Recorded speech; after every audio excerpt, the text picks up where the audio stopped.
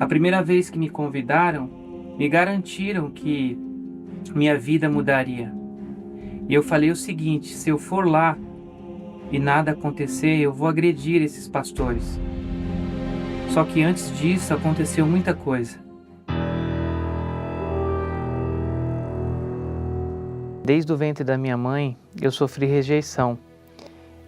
Meu pai, ele disse que eu não era filho dele, que eu era filho do vizinho. Eu lembro de um episódio que a minha mãe não tinha o que me dar de comida e ela foi pedir uma ajuda para o meu pai e ele simplesmente virou para ela e disse que era para dar caldo de feijão porque ele não iria ajudar. Ele não se importava. Eu lembro como se fosse hoje que aos 11 anos de idade eu cometi o meu primeiro roubo e aos 12 eu comecei ali a usar maconha, a beber e aí eu fiquei muito tempo no mundo dos vícios e isso foi um dos meus fundos de poço. Aos 14 anos de idade eu comecei a trabalhar, porque havia necessidade, era muita miséria, muita pobreza. Eu comecei a estudar muito, só que em paralelo o vício continuava. Foi muito triste quando eu consegui comprar um carro e aos 18 anos ali tirei a minha habilitação e consegui comprar esse carro, só que eu saí de uma festa muito embriagado e eu dei perca total nesse carro. Com esse medo, com essa rejeição que eu sempre tive por parte da família, eu busquei, eu estudei, eu fiz MBA em logística, fiz MBA em comércio exterior, me profissionalizei ali, fiz pós-graduação em controladoria, em auditoria empresarial. Tenho por volta de 27 diplomas. Sempre procurei estudar, mas essa vida que eu levava nunca tinha um fim, uma paz. Às vezes pensava em tirar a minha vida e que às vezes as coisas não estariam fazendo sentido. E com isso que eu ia conquistando, eu ia me apegando mais aos bens materiais. Eu sempre pensei que dinheiro, carro e casa eram tudo nesse mundo. Eu lembro também que eu passei um episódio que foi muito triste para mim, porque eu cheguei em casa muito embriagado, muito drogado e minha mãe estava acamada e minha família virou para mim e disse: você vai matar sua mãe. E naquele momento eu, fora de si, peguei e falei: que ela morra, eu não tenho nenhum problema com isso. Eu estou pensando em mim, estou pensando na minha vida e não estou ligando para isso. E ali eu, de fato, eu olhei para mim e pensei: o que eu tenho que fazer para me ter paz?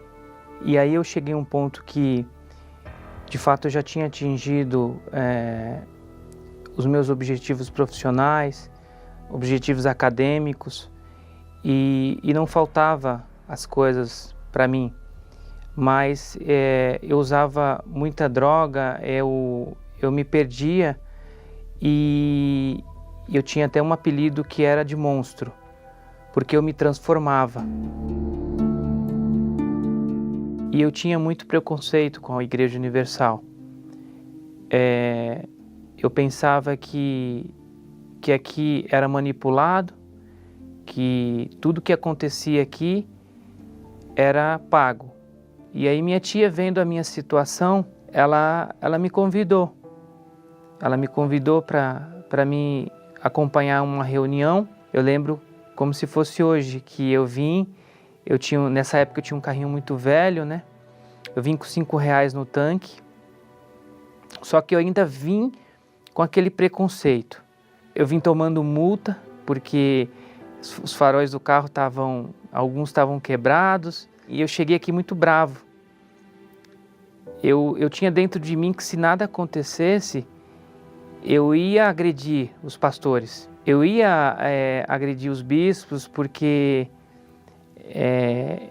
eu estava naquela situação, naquela abstinência, tudo por conta do vício também, e sem saída. Sentei no fundo e já ali, na primeira oração, eu já senti um alívio.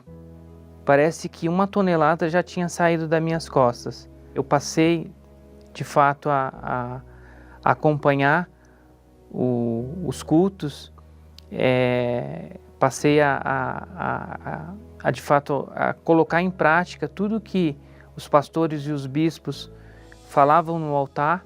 Começou a acontecer coisas que, de fato, eu entendi que aqui era diferente, que a Igreja Universal, ela não era nada daquilo que eu pensei. Percebi que o meu interior, a vontade dos vícios já não tinha mais.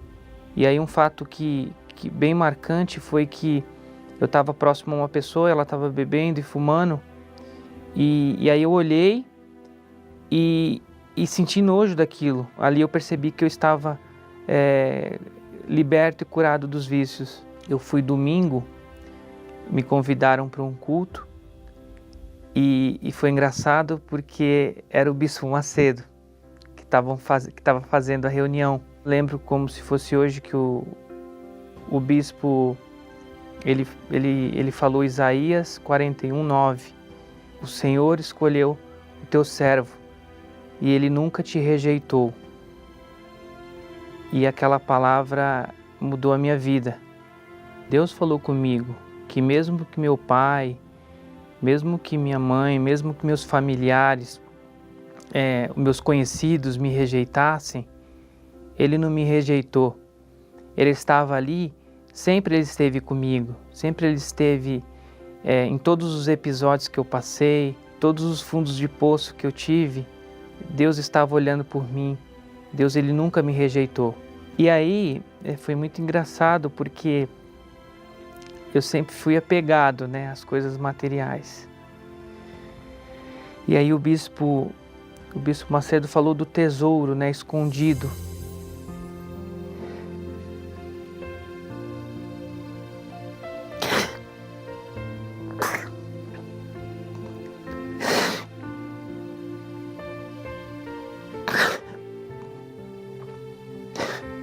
E eu achei aquele tesouro.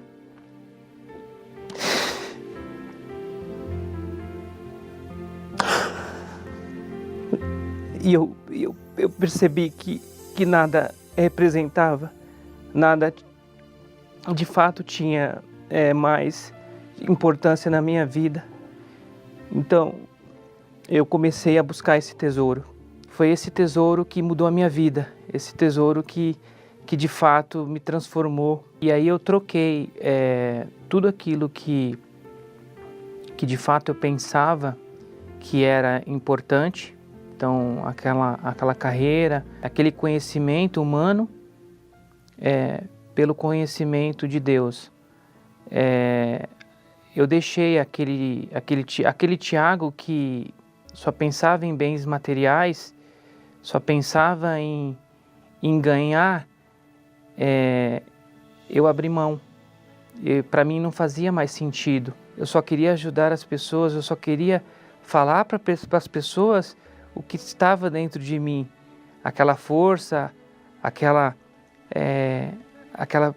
de fato, aquela intrepidez que eu nunca tive. Eu queria mostrar para as pessoas. Então eu queria falar que eu tinha o tesouro dentro de mim, eu tinha o Espírito Santo dentro de mim. Então aquele domingo foi muito importante para mim.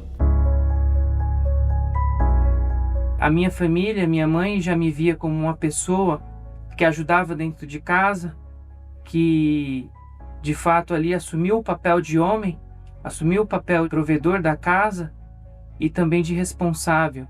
Então foi muita felicidade para minha família, e Deus colocou.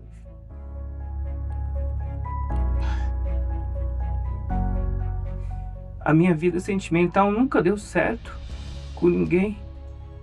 E Deus me presenteou com a minha esposa. E aí eu vi o tanto que Deus, Ele me tinha como servo. Aquela palavra Isaías 41 não saía da minha cabeça, porque Ele não tinha, de fato, Ele não tinha me rejeitado. A gente vive em paz, a gente hoje tem alguns imóveis, para aquele Tiago que passava fome, né?